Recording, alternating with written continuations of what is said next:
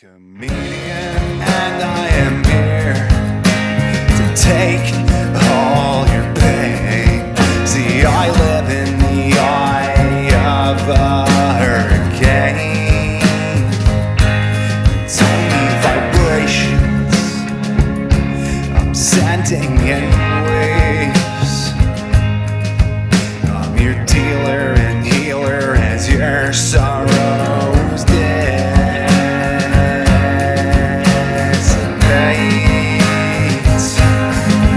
'Cause when you're about to stroke out, I sell jokes for clown, and I'll never run out. All right, what's up? What's happening? Welcome to the greatest podcast known to this multiverse, dude. This is the greatest podcast going, the anti-George Carlin podcast. I'm your host, Ross in Nazareth, and I can't turn water into wine, but I have hung out with prostitutes. I'm kidding, folks. Come on, man up, shape up, dude. Toughen up, dude. What's going on? So today I'm talking about God.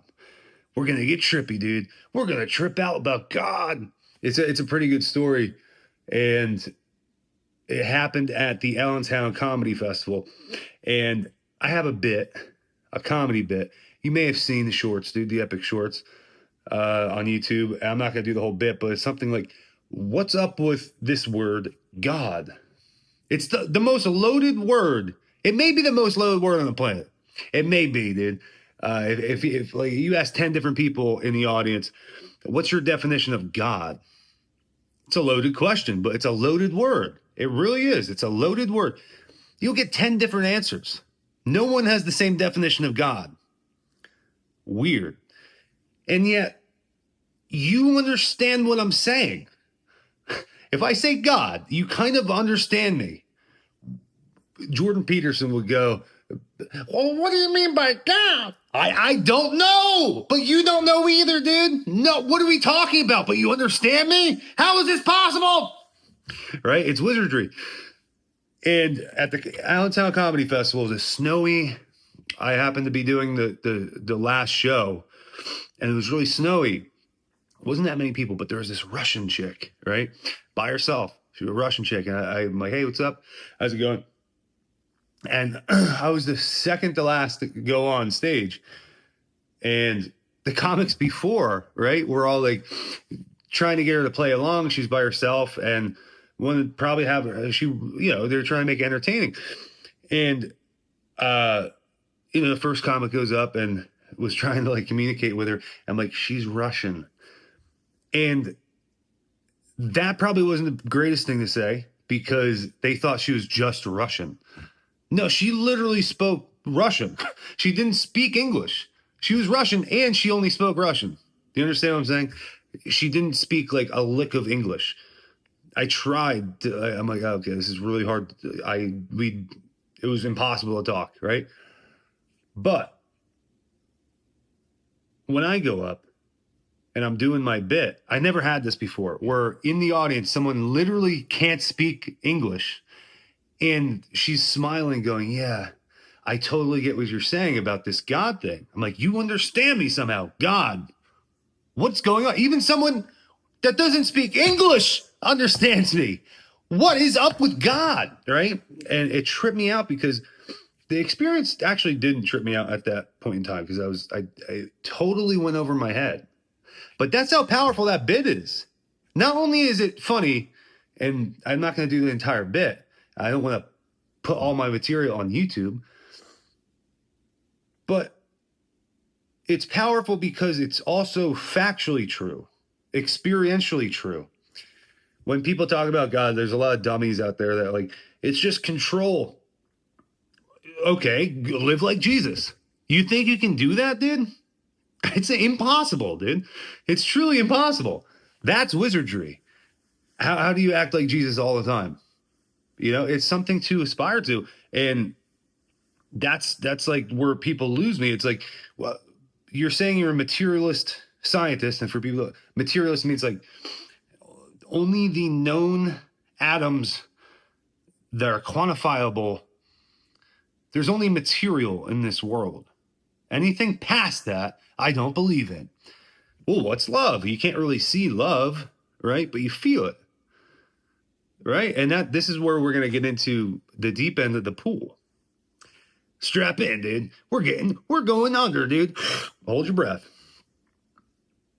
There's a story of Moses splitting the Red Sea, and this has to do with feeling and non-tangible things. Not many people know this. Literally not many people know this, because this is like ancient Jewish mysticism. This is what it is, really, like Kabbalah stuff. Like, your capacity for love is equal to your capacity for darkness. Like, your capacity for light is equal to your capacity for darkness. Voldemort could possibly be the best wizard ever if he shaped up, but once you go down that dark path, man, it's not impossible, but it's hard to like course correct, because you're really far off the path. It's a lot of work. Voldemort, it's easier, dude, if he hides behind the turban, right? And then pops out a Harry Potter at the end. Gotcha, I'm really Voldemort, dude. Classic, dude. The classic head trick, the classic morph into a head trick, dude, and wear a turban. Classic, dude. Hate when that happens to me. So, when Moses split the Red Sea, dude. Most people just know that. He split the Red Sea. That's insane. So in Jewish mysticism, that phenomenon of water splitting literally happened in any body of water on the planet at that given time. So if you were holding a cup, water would have split in two simultaneously while Moses was splitting the sea. So what's the moral of this story? It's that God will always provide an out. Yeah, it was did the miracle actually occur? Did it occur? Well, yeah, but it also happened in my cup. What? I don't know what to think now. Right? Did the miracle occur? It did. And it happened other places. Okay. But the idea is like, you will have an out. Because believing in miracles is hard. Dude, you have to change. Everything about yourself you have to change now. What you know, you don't know what you don't know until you know it. So you have new information. You're different. A lot of people think like if a spiritual experience, like my ibogaine trip, just because it's over, just because the trip's over, doesn't mean that it wasn't real.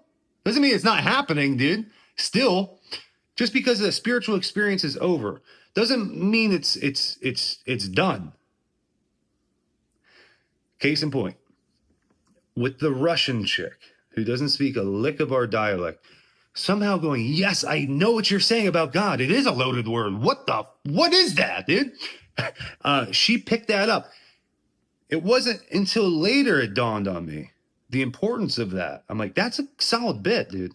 That's a good bit. If someone that doesn't speak the language can understand your comedy, you're doing something right, dude. For real. Now, who has a joke like that? It's so insane. It's ibogaine, dude. It wasn't really me.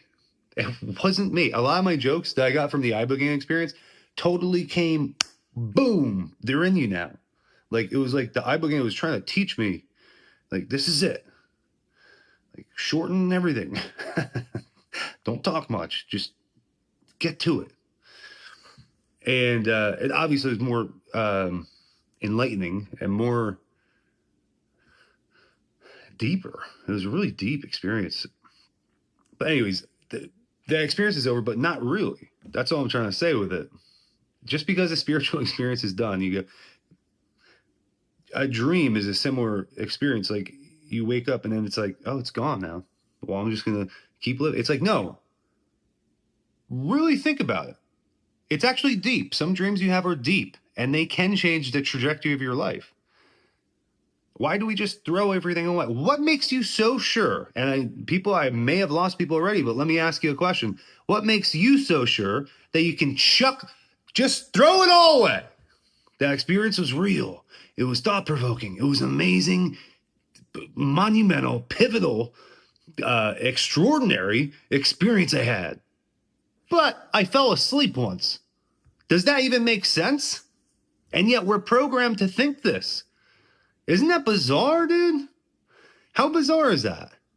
Because it happens to me still, knowing it's wrong.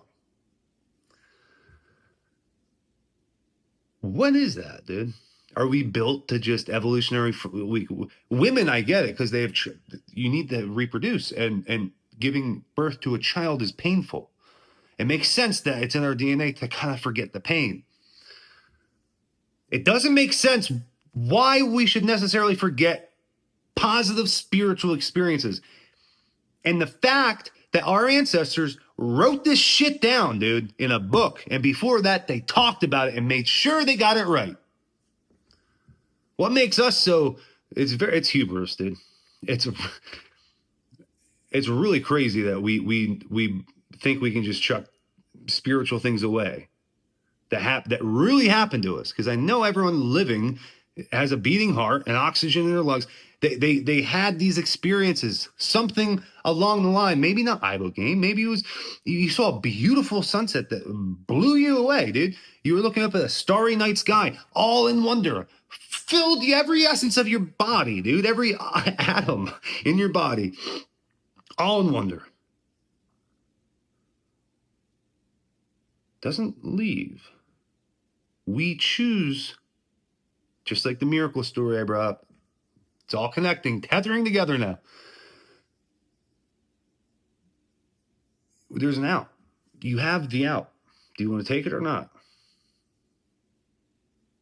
I say no, dude. I say remember who you are. Don't forget who you are, what you are. Don't forget the experience. It's a good place to end the greatest podcast known to mankind, dude. This is the Anti-George Carl and George Carl podcast.